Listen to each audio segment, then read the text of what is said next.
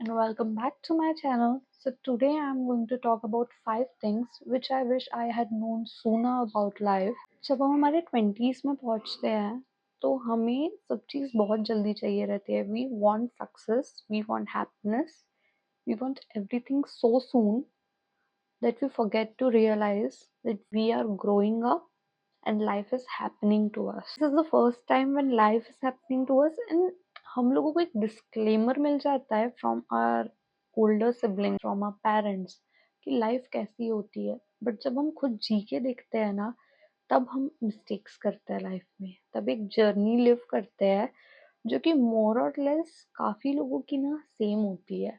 काफ़ी लोग तो सेम मिस्टेक्स करते हैं जो कि वो लोग अपने लेट 20s 30s या फिर और बड़ी एज में जाके रियलाइज करते हैं कि काश मुझे ये चीज़ पहले पता होती एंड काश मैंने ये पहले ठीक कर लिया होता. So one of which being seeking validation from others. And God, you don't know कि कितना डैमेज करता है ये वैलिडेशन का साइकिल. एक बार हमारी लाइफ में जो शुरू हो जाता है, वो हमें ना एक छोटी सी लाइफ मिलती है और उस लाइफ में हमने ये डिसाइड कर लिया रहता है कि मुझे ये रैट रेस में भागना है. एंड अगर मुझे ये रैट रेस में जीतना है तो मुझे ये इन सब लोगों को खुश रखना पड़ेगा. If I take my example, मैं जब छोटी थी तो मुझे वैलिडेशन चाहिए होता था मेरे पेरेंट्स का, मेरे रिलेटिव्स का. फिर मैं थोड़ी बड़ी हुई, स्कूल में अच्छा करने लग गई तो मुझे वैलिडेशन चाहिए था मेरे टीचर्स का. फिर थोड़ी और बड़ी हुई तो मुझे चाहिए था मेरे आसपास दोस्तों. उसके बाद थोड़ी और बड़ी हुई तो काम करना स्टार्ट किया, तो अब मुझे खुश करना है मेरे पीयर्स को, मेरे बॉस को. वही चलता रहता है. बाहर कोई पार्टी में जाओ तो वहां पर एक अलग पर्सनालिटी लेके जानी पड़ती है कि they should like me. What if they don't like me? To help with them. नहीं पसंद करा तो नहीं पसंद करा. क्यों ज़रूरत है लोगों से वैलिडेशन लेने की? प्रैक्टिकली तो हर कोई आपको पसंद नहीं करने वाला. Everyone have their shades of grey. तो आप क्यों लोगों के वैलिडेशन के पीछे भाग रहे हो? छोटी लड़कियां लड़कों के वैलिडेशन के पीछे भागती है कि if I will not look pretty enough than boys will not like me. तो बच्चों, आपको क्यों चाहिए वैलिडेशन लड़कों का? आपके लिए आपका वैलिडेशन इनफ नहीं है. जब आप एक क्राउड में जाते हो और अगर वहाँ पे सबसे नॉलेजेबल पर्सन आप हो, तो क्या वो इनफ नहीं है? आपको खुद को नहीं पता कि आप में का क्या कैलिबर है? Always remember one thing about validation, कि जिन लोगों का भी आप वैलिडेशन चाहते हो, वो जानते हैं कि आप उनका वैलिडेशन चाहते हो. तो वो ना बहुत हार्ड कर देंगे लाइफ एक पॉइंट के बाद. एंड आपकी ना फिर एक एक छोटी छोटी मिस्टेक्स को वो देखेंगे एंड थोड़े थोड़े से में आपसे मुंह फुला के बैठ जाएंगे. That's a fact. तो ऐसे वैलिडेशन का आप क्या करोगे जिसके पीछे आपको जिंदगी भर भागना पड़ रहा है? May it be your boss, may it be your peers, may it be your guy, may it be your girl, may it be your friends, may it be your family. आपको खुद को ये पता होना चाहिए कि मैं एज अ पर्सन कैसा हूँ. एंड कई बार ना वो वैलिडेशन सीख करने के लिए हम ऐसी चीज़ें कर जाते हैं जो कि हमारी पर्सनालिटी भी नहीं होती. एंड बाद में हमें गिल्ट होता है कि यार, मैंने किसी को छोटा फील करा दिया इसका वैलिडेशन सीख करने के लिए. मैंने ये चीज़ कर दी जो मैं कभी नहीं करती. मैंने मेरे नेचर के आउट ऑफ द वे जाके कुछ चीज़ें की जो कि मेरे लिए नॉर्मल नहीं है. तो जनरली जब आप बड़े होगे तब आपको पता चलेगा कि वो लोग या तो अब आपके लाइफ में है नहीं, या अगर है भी तो वो अभी भी आपसे सेम अटेंशन मांग रहे हैं, जो कि पॉसिबल नहीं. अब बस आप जितने जल्दी ये समझ जाओ कि वैलिडेशन लेने से कुछ नहीं होगा. Take your stand. सामने से खड़े हो, अपना पॉइंट बोलो, सामने वाले को अच्छा लगे या बुरा लगे. जब भी फिर किसी को एक ऑनेस्ट ओपिनियन चाहिए होगा, एक ऑनेस्ट दोस्त चाहिए होगा, वो आपको प्रेफर करेंगे कंपेयर टू समवन जो कि उनका वैलिडेशन लेने आता है. उसको लेके हमेशा सबको ये लगता रहेगा कि यार ये तो मुझे प्लीज करने के लिए बोल रहा है, ये तो मुझसे छोटा है, मैं इसका ओपिनियन क्या लूँ. जब आप हेड ऑन हेड किसी के साथ खड़े होंगे एंड आप उनको बताओगे कि उनकी क्या गलतियां हैं, कि क्या अच्छाइयाँ है, एंड आप क्यों रिस्पेक्ट डिजर्व करते हो, आप क्यों लोगों के बीच में उठना बैठना डिजर्व करते हो, लोग खुद आपकी रिस्पेक्ट करने लगेंगे. और आपके अंदर खुद को लेके जो एक प्राइड आएगा, that is something you will always carry with your self through out your life. Second thing, you do you.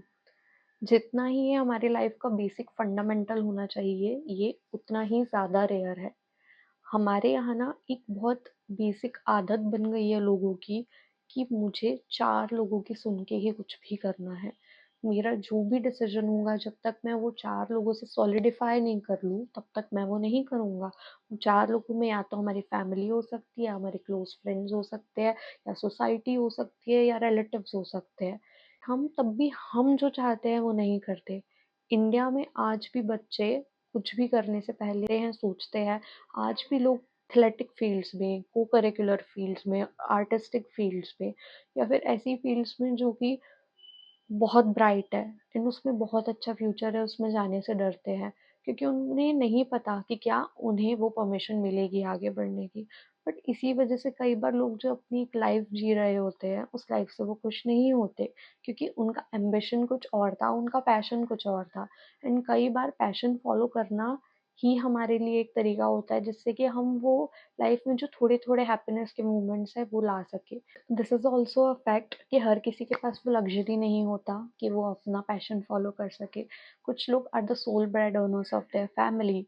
उन्हीं के ऊपर उनके सिबलिंग्स का फ्यूचर डिपेंड करता है, उन्हीं की वजह से उनके घर में खाना आता है। तो वो कैसे ये रिस्क ले लें कि जो एक स्टेबल जॉब, जो एक स्टेबल बिज़नेस उनका चल रहा है, उसको वो ड्रॉप करके अपने पैशन के पीछे जाएँ। बट कई बार वो पैशन ही एक चीज़ होती है जो कि आपको थोड़ी बहुत भी खुशी प्रोवाइड कर रहा है।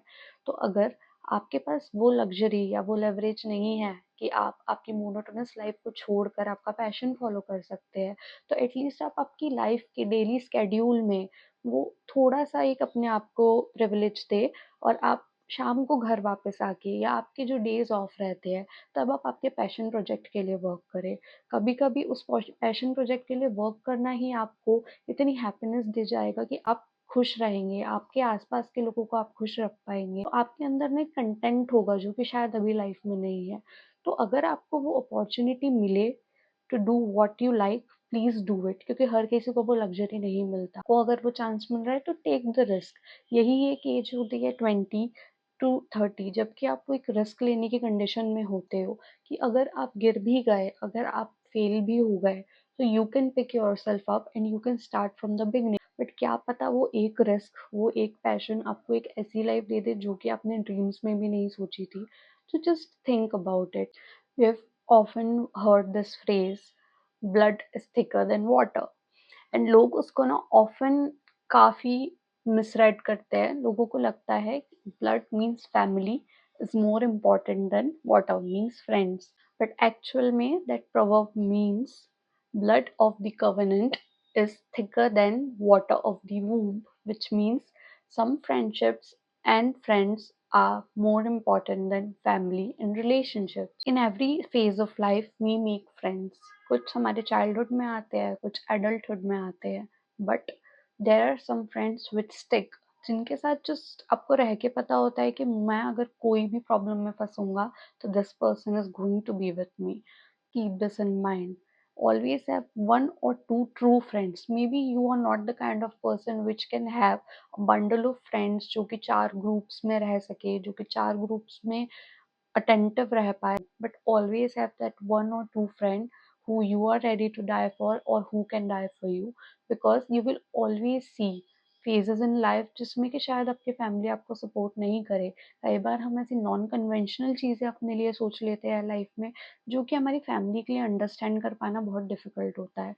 बट वो एक फ्रेंड जिसने कि आपके साथ हर चीज़ देखी है, वही उस मोमेंट पे आपके साथ खड़ा होगा, शायद आपकी फैमिली को भी वही कन्विंस करे कि जो आपने डिसीजन लिया है वो सही है एंड वो आपको 100% उसमें सपोर्ट करता है। फ्रेंडशिप्स कन्फाइंड नहीं रह गई है सिर्फ पार्टी करने तक एंड सिर्फ मस्ती करने तक।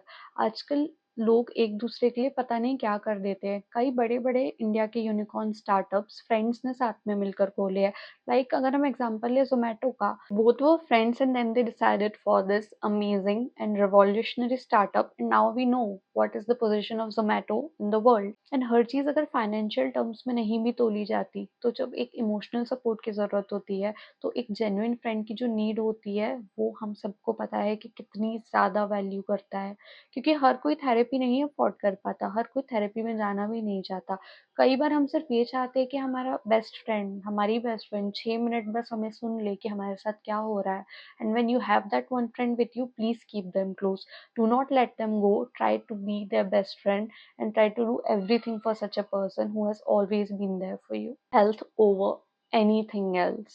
Once I was scrolling through Instagram and I saw a reel in which the guy was saying कि लाइफ की ना सारी प्रॉब्लम्स बहुत छोटी लगने लग जाती है जब आपको आपकी हेल्थ से रिलेटेड कोई बड़ी प्रॉब्लम हो जाती है तो।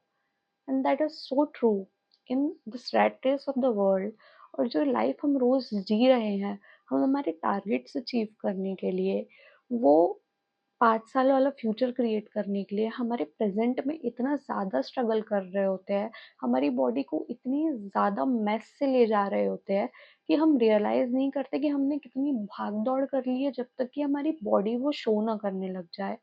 कई बार हमारी बॉडी को फिजिकली वो एक ब्रेक चाहिए रहता है ताकि वो फिर से रिवाइंड होके वही स्टैमिना के साथ, वही स्ट्रेंथ के साथ वापस से आगे बढ़े। बट जनरली हमने ना काफ़ी ज़्यादा नॉर्मलाइज़ कर दिया है ओवरवर्क को, काफ़ी ज़्यादा नॉर्मलाइज़ कर दिया हसल कल्चर को। देख रहे कि आपके दोस्त ने ये अचीव कर लिया, हमने ये नहीं करा, आपके कोई नेबर ने अचीव कर पा लिया, मैंने नहीं करा। तो मैं अपने ऊपर मेंटल स्ट्रेन तो दे ही रही हूँ, मैं उसके साथ-साथ खुद पर फिज़िकल स्ट्रेन भी इतना ज़्यादा दे दे रही हूँ, जो कि मेरी बॉडी कब तक ही बेयर कर पाएगी। हमारी बॉडी बायोलॉजिकली बनी है ना, there are body parts, there are organs, वो मशीन जैसे चलते रहते हैं। तो मशीन भी एक टाइम के बाद जब कंटिन्यूअसली चलती रहती है, चलती रहती है, चलती रहती है, उसे ऑयलिंग करनी पड़ती है, उसे थोड़ा रेस्ट देना पड़ता है। उसे जब रेस्ट मिलता है तो उसके बाद वो फिर एफिशिएंटली काम करता है। आप पर्टिकुलरली सिर्फ मशीन जैसे भी उसको देखो, तो जब आप कंटिन्यूअसली कोई भी मशीन को यूज करते रहते हो तो वो एफिशिएंसी गिर जाती है, उसकी प्रोडक्टिविटी गिर जाती है। बट आपने उसको कुछ टाइम बंद करके रख दिया, थोड़ा रिपेयर एंड मेंटेनेंस करा उसके ऊपर, तो it will be all good and good to go. Correct. But हम ये भूल गए हैं इस हसल कल्चर में। अब हमें लगता है कि हमारी body is the last thing, it's not our priority. इसलिए आजकल बहुत छोटी-छोटी एज में हमें ऐसी-ऐसी बीमारियाँ होने लग गई है, जो कि पहले के ज़माने में लोगों को काफ़ी लेट आती थी। हम लोग आजकल सुबह 8 बजे से रात को 1-1, 2-2 बजे तक काम करते रहते हैं, ये सोच के कि मैं अभी अभी अगर स्ट्रगल कर लूँगा, तो मेरे 30s बेटर होंगे। But you do not know वो 30s बेटर होगा, you do not know you are going to survive to reach that 30। आपके पास आज का दिन है। And I am saying you all this, I am also someone जो कि लास्ट 1 साल से काफ़ी हेल्थ इश्यूज से सफ़र कर रहा है। मुझे ना पहले लाइफ में दूसरी चीज़ें ज़्यादा बड़ी प्रॉब्लम्स लगती थी। बट जब से मेरी हेल्थ थोड़ी-सी ऊपर-नीचे चलने लग गई ना, मुझे दुनिया से फ़र्क पड़ना ही बंद हो गया। मेरा बस ये फ़ोकस था कि मैं ठीक हो जाऊँ। एंड मैं नहीं चाहती कि आप एक पॉइंट पर अपने आप को इतना एग्ज़ॉस्ट कर लो कि आपका भी माइंड ना फिर जब ये कुछ प्रोडक्टिव सोचने के लिए लग रहा होना चाहिए था, तब वो ये सोचने में लगे कि यार आज मुझे ठीक लग रहा है कि नहीं लग रहा। क्योंकि एक बार आपकी बॉडी अगर मैल फंक्शन करना चालू कर दी, आपको कोई भी बीमारियां होना चालू हो गई, तो आपका इम्यूनिटी गिर जाता है। एक बार आपका इम्यूनिटी गिर गया ना, तो आप बहुत जल्दी जल्दी छोटी से छोटी बीमारी कैच करते हो, may it be viral, may it be flu. And फिर उसके बाद ना जब छोटी-छोटी कुछ ना कुछ आपके साथ होता रहता है ना, तो आपकी एफिशिएंसी वैसे भी गिरने वाली है। तो आप आपके अर्ली 20s में अपना ध्यान रखना चालू करिए, करिए, काम करना इज़ गुड। काम करना बहुत ज़रूरी है लाइफ में आगे बढ़ने के लिए, but know the time when you genuinely need rest. क्योंकि रेस्ट करने को लोग ग्लोरीफाई नहीं करते, बट नॉर्मलाइज़ करो रेस्ट करना। Rest days are not the kind of days जिसके लिए आपको अशेम्ड फील होना चाहिए। Rest days are the days जो कि बेसिक नेसेसिटी है आपकी लाइफ की। सिर्फ वेकेशन लेना ही रेस्ट नहीं है। Having a lazy day at home is also rest. Just lying down, reading a good novel, having a cup of coffee, watching the nature, ये चीज़ें जब आप आपके हैबिट में लाएँगे ना, तो आप बाकी के 4 दिन, 5 दिन, 6 दिन भी जो काम कर रहे हैं ना, वो काम भी आप काफ़ी डिलाइटफुली करेंगे। क्योंकि आपने वो 1 दिन खुद को दिया एंड वही चीज़ें की, जो चीज़ें ने आपको उस दिन आराम का मौका दिया। और अब आप रिलैक्स्ड हो and now you can do everything with the utmost efficiency that is possible. And the last one, a bad day or a bad month is not the end of this world. अभी तक life में ऐसा तो है नहीं कि आपके साथ पहली बार कुछ बुरा हो रहा है। हम जब जिस एज में होते हैं, तब हमारे साथ ना ऐसा कुछ होता है जो हमें लगता है कि बस अब मेरी लाइफ खत्म। इसके बाद मैं लोगों को मुँह नहीं दिखा पाऊँगी, लोगों को मुँह नहीं दिखा पाऊँगा, मैं कुछ नहीं कर पाऊँगा, मेरी लाइफ रुक जाएगी, मैं वर्थलेस हो जाऊँगा। बट कुछ ना कुछ हो जाता है, it somehow works out and you get out of that day, you get out of that month, that period, that year.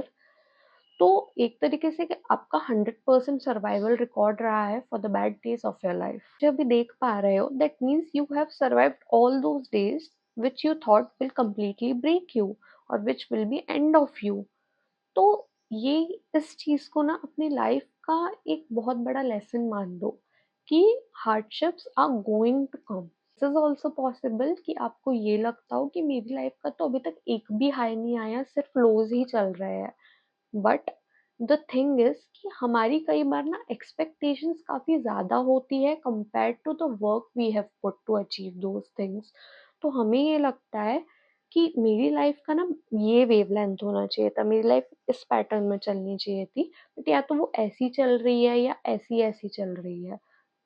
That is completely normal. And generally जब हम कंपैरिजन में रहते हैं ना लोगों के, तो हमें ये लगता है कि जो चीज़ मैंने स्टार्ट की थी ज़ीरो से, वो उसने भी स्टार्ट की थी ज़ीरो से। तो जब हम दोनों ही ज़ीरो से स्टार्ट किए, तो how am I not doing good and why is he doing good and why always me. Why always me is a question जो कि ऑलमोस्ट हर किसी को कभी ना कभी लाइफ के किसी ना किसी फेज में आ जाता है खुद को लेके। हमें ये लगने लगता है कि मेरे ही साथ सब चीज़ सबसे बुरी होती है एंड जो इस बार हुआ है ना, ये तो बस खत्म, ये तो सबसे बुरा हुआ है एंड इससे तो मैं आगे निकल ही नहीं पाऊंगा बाहर। तुमको वो चीज़ छोड़ के अब दूसरी चीज़ करनी पड़ी, तो वो दूसरी चीज़ वर्कआउट कर रही है, वो चीज़ नहीं वर्क। उस दिन भी ये लगा होगा कि अब लाइफ खत्म हो गई, अब कुछ नहीं कर पाऊंगा, कमा नहीं पाऊंगा, घर बैठा रहूंगा, घर बैठी रहूंगी, कुछ आगे नहीं हो पाएगा मुझसे। बट अभी भी तुम जी रहे हो, शायद पहले से बेटर जी रहे हो। कई बार हमने सोचा रहता है कि अगर मुझे ये पर्टिकुलर चीज मिल गई होती तो मैं खुश रहता या मैं खुश रहती। कहीं से तुम्हें कोई दूसरी चीज मिल जाती है जो कि तुम्हारी लाइफ में आने के कोई चांस नहीं होते, बट वो चीज मिल गई और वो चीज जो आपने डिसाइड किया था ना, उससे काफी बेटर होती है। इसलिए ये बोलते भी है कि when your plans does not work out, the gods plans works out. I don't know आप में से कितने लोग भगवान में मानते हैं या कितने लोग नहीं मानते, but there is someone who is always looking out for you.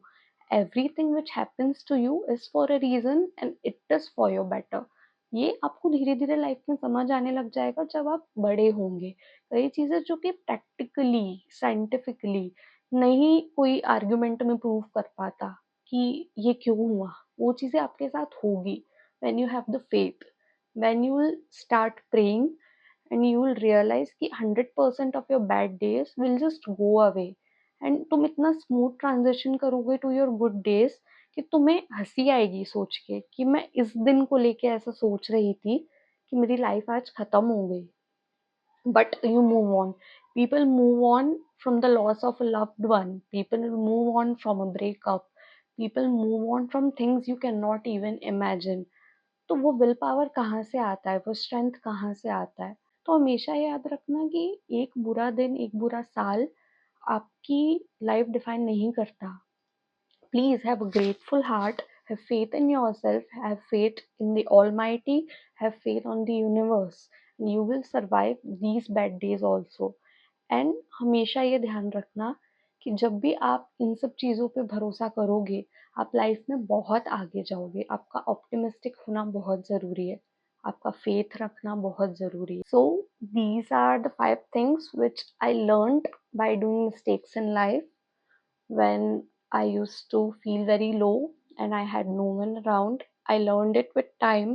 I am 26 now and I hope कि मुझे मेरे टीन्स में कोई बता देता तो शायद मैं इतनी मिस्टेक्स नहीं करती लाइफ में। But now these are out in the open. This video is gonna stay. You can watch it anytime you want. And if you like the video, then give it a thumbs up, leave a comment, subscribe to my channel, and I will see you in the next one. Okay, bye.